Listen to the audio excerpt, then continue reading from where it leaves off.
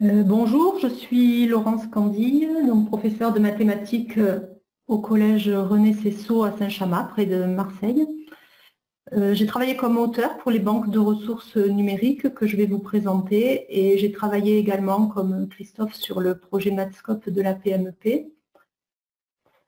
Les collections mathématiques de lycée ont été bâties sous la direction pédagogique des inspecteurs Étienne Moreau et Jean-Jacques Sett.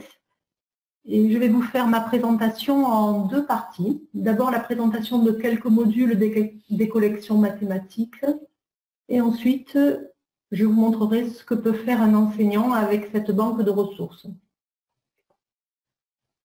Alors d'abord la présentation de quelques modules. Donc je vais commencer par celui-ci, forme canonique d'une fonction polynôme de degré 2. Que l'on peut trouver dans la collection de première spécialité. Ce module propose deux exercices. Je vais d'abord le visualiser comme un élève, dans un premier temps.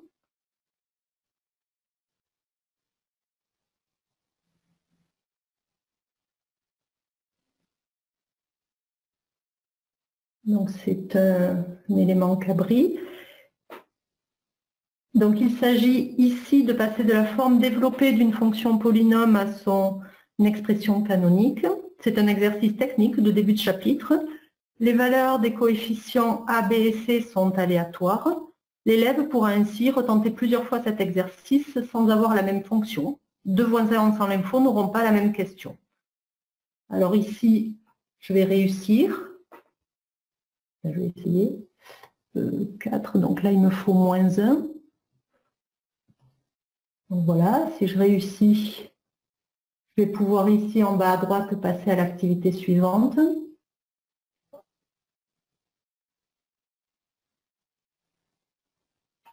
Donc je peux me tromper la première fois. Donc là ici, dans cet exercice, l'élève doit donner l'expression de la forme canonique connaissant le tracé de la parabole et le coefficient A. Alors je commence par me tromper. Je suis invitée à recommencer encore une fois.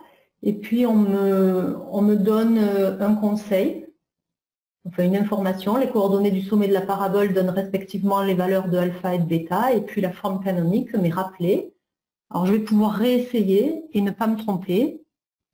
Donc là j'ai -1, x moins 2, x moins alpha au carré plus bêta.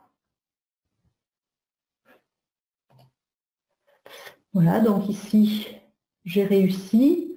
Deux exercices dans ce module, je termine le module.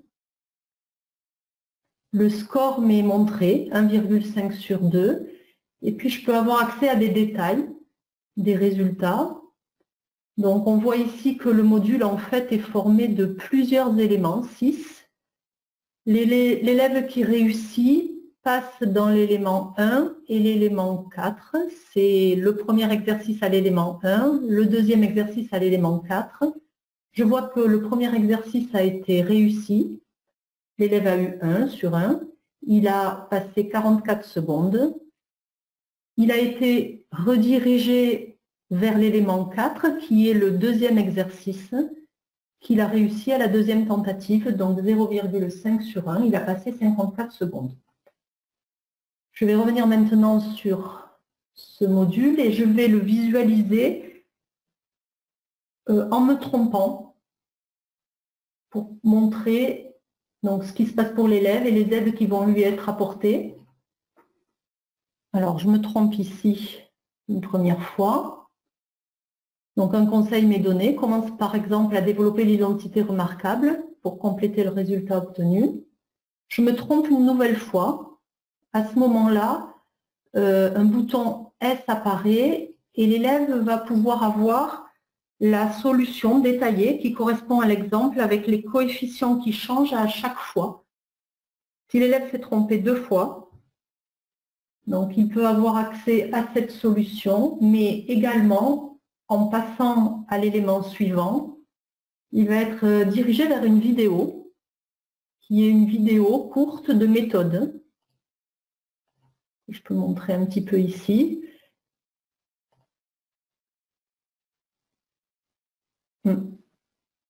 J'arrive pas à la... Ah ouais.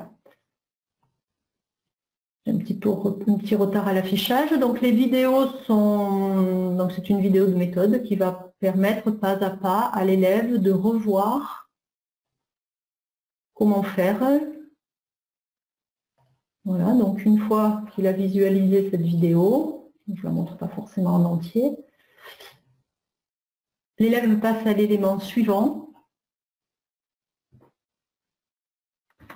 C'est le même exercice, avec une fonction qui a changé, ses coefficients ont changé. Et donc là, l'élève va pouvoir tenter à nouveau. Il va à nouveau avoir 2 tentatives et pouvoir ainsi réussir cet exercice après avoir pris connaissance des différentes aides. Donc cet élément n'est pas évalué. Donc ensuite, l'élève passe à l'élément 4, qui est donc le deuxième exercice. Et là, donc ça va être de la même chose. Donc il tente une première fois, un conseil lui est donné. S'il se trompe, en appuyant sur le bouton S, une correction complètement détaillée lui est proposée. Et puis il va trouver à l'élément suivant une vidéo qu'il pourra visionner ou pas. Et il passera au 6e élément pour retenter cet exercice encore. Donc voilà ce qui se passe pour...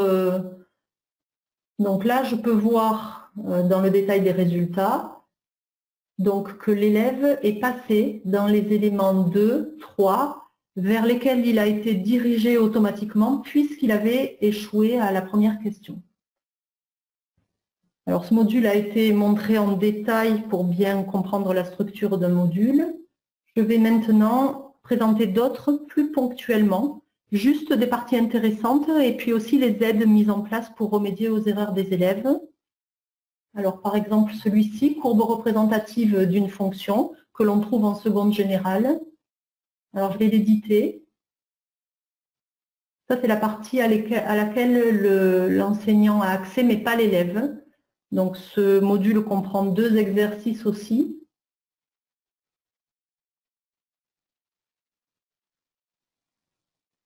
Donc là, ça va me permettre de montrer ce que le logiciel Cabri permet de faire comme animation. Alors ici, la représentation graphique de 3 fonctions est proposée. L'élève doit retrouver l'expression associée. Je me trompe volontairement. Ici, un conseil est donné. Et puis, l'élève a tout de suite accès à une aide, page suivante. En déplaçant le curseur qui est proposé pour chaque fonction, l'élève va pouvoir visualiser la forme de la courbe et l'expression, donc fonction carré, fonction inverse et fonction cube ici, et donc pouvoir donc reprendre l'exercice, retenter et ne pas se tromper. Alors celui-ci, je ne le montre pas en entier.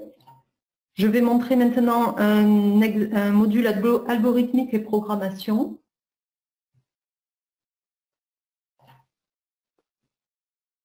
En seconde générale également.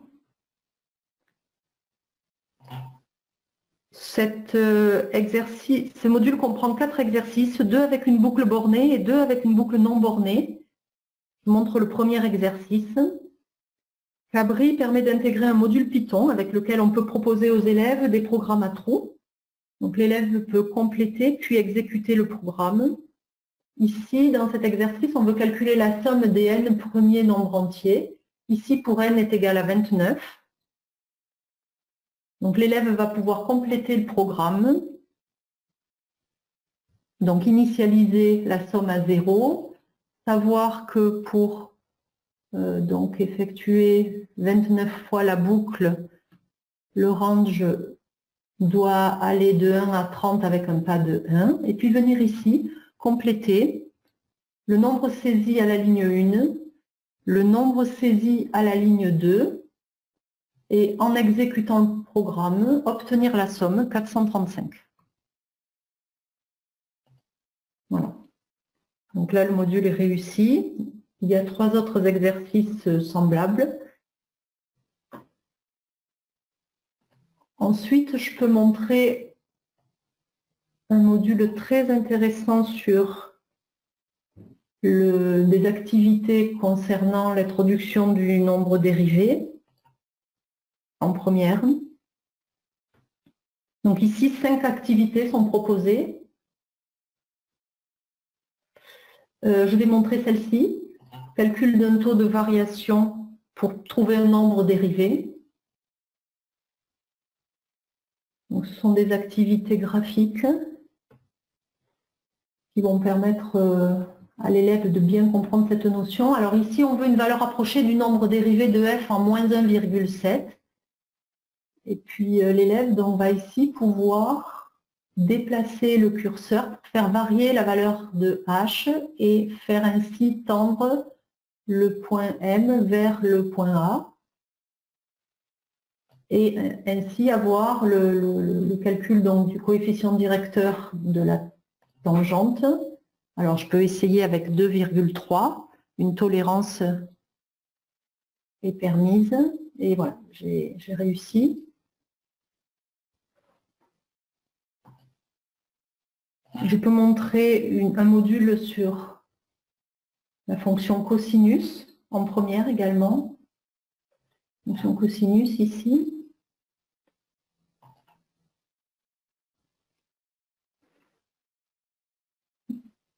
Donc, avec cette activité,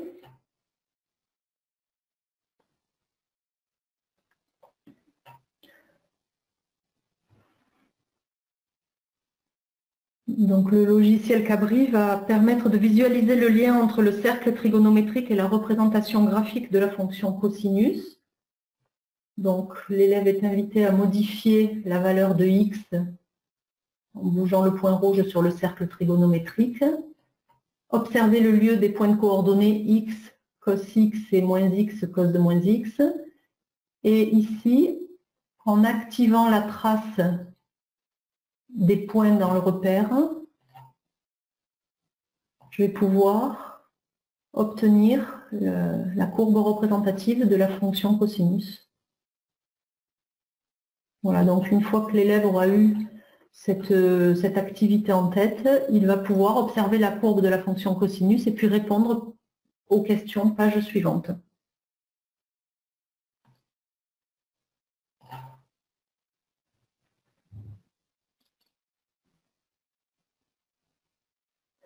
Voilà, je pourrais en montrer encore un sur la géométrie, allez, un petit dernier. Juste pour montrer que le logiciel Cabri permet de vérifier une figure géométrique. Ici, une toute petite activité toute simple sur le projeté orthogonal de M sur la droite, avec la possibilité ici de venir tracer la perpendiculaire, le point d'intersection. Ah, il faut que je clique. J'ai les deux, voilà. Et puis avec un texte, venir marquer le nom du point. Et puis vérifier avec le logiciel. Donc il y a trois exercices de ce type dans ce module-là. Voilà pour la présentation.